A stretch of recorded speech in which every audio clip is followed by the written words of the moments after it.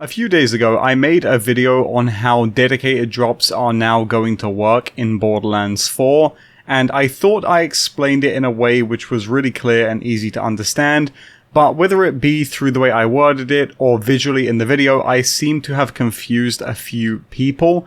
And while there were people who did understand what I said, there were some that just straight up did not. And so because of that, I want to make this video today to clear up what I meant in that video in case you're still confused. And I also just want to clear up some of the misinformation. And I'm also going to make this video a little faster because some people didn't like how slow and long the other video was. So this is purely to clear up from the other day. If you're still confused on my video about how dedicated drops work in the game, I just want to make this so that no one is misled or getting the wrong thing, because I don't want this to turn into a big thing. So without making any more delays, let's get right into it and let me show you, basically to my understanding, how dedicated drops are going to work in Borderlands 4. So currently in Borderlands 3, when you kill a boss, something happens. You get an internal spinner that happens in the matter of milliseconds, or RNG, random number generator, and it's going to determine if you will or will not get the item pool of that boss to drop.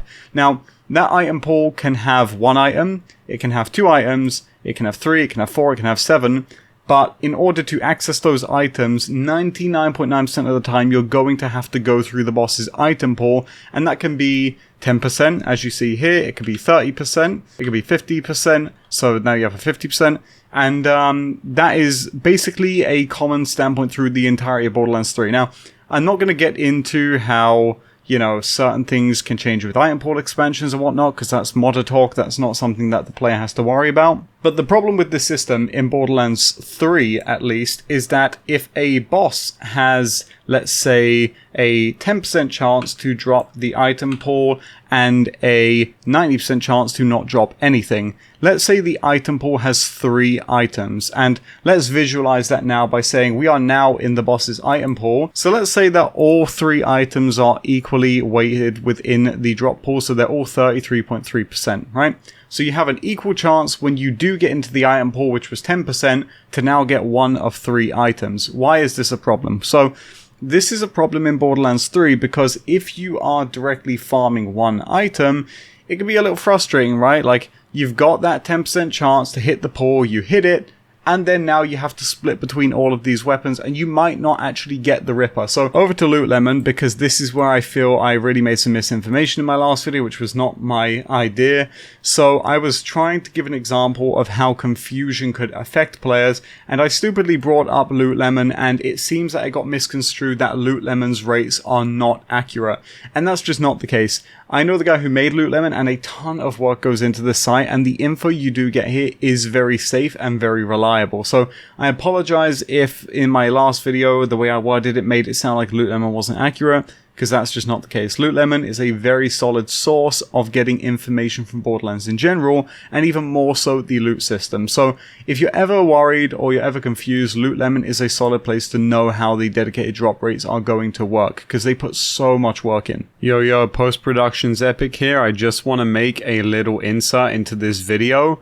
One thing I want to add about Lootlemon is we were talking about how a boss would have a 10% chance to get to its item pool, and then you roll for an item within the pool. You might be a little bit confused seeing Lootlemon's odds here, so let me just keep it simple. Here's the TLDR.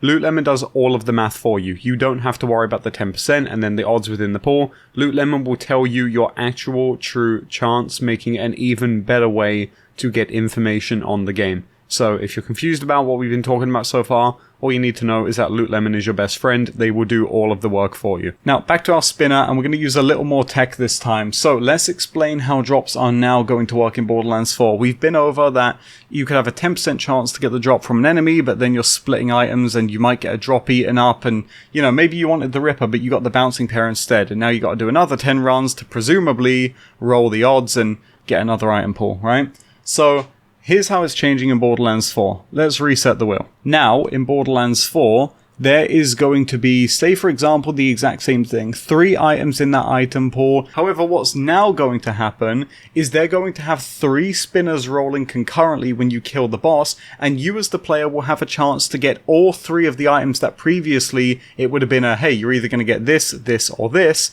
to now you can get all of them. It is theoretically possible to get all of them. So it's now no longer a, a case of it's a 10% chance, but my drop might get eaten up. All that's happening now is when you kill the boss, for every item in the pool, it's going to roll to see if you are going to get that drop. This is something that Graham mentioned to me while we were at the FanFest. He said it doesn't just mean that, you're just going to get all of these drops like that. There will be drops in the pool that will be rarer. The only difference is now they're changing how it works so that you can get any of the items at the exact same time. You're no longer splitting your chances between 1 out of 3 out of 7 items, for example. So this is an all-around positive change.